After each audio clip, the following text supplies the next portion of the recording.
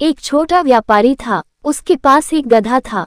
वो प्रतिदिन गधे पर सामान रखकर गांव-गांव सामान बेचने जाता था। ये क्रम पिछले कई सालों से चला आ रहा था। एक दिन व्यापारी ने गधे पर नमक की बोरियां लादी और उसे बेचने के लिए पास ही के एक गांव जा रहा था।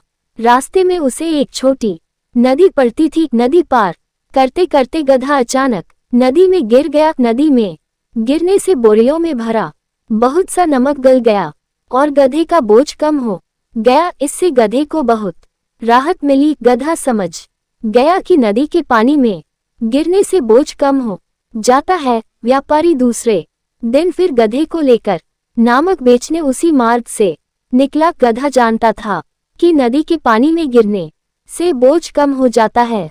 इस बार वह जानबूझकर नदी में गिर गया। पिछली बार की तरह ही इस बार फिर से कुछ नमक नदी में बह गया और गधे का बोझ कम हो गया। गधे की यह हरकत देखकर उसका मालिक समझ गया कि गधा जानबूझकर यह सब कर रहा है। अगले दिन जब व्यापारी माल बेचने के लिए जा रहा था तब उसने नमक की बोरियों के बदले रुई के बोरियां रख दी और जैसे ही नदी आए उस नदी को पार करते करते गधा फिर जानबूझकर नदी में गिर गया।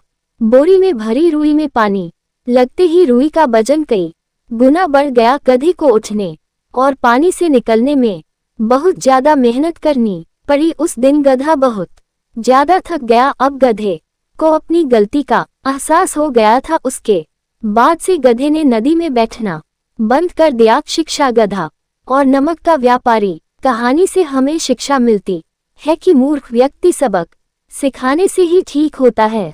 दोस्तों, कहानी पसंद आए हो तो वीडियो को लाइक करें, सब्सक्राइब करें, कमेंट करें। जय हिंद, जय भारत।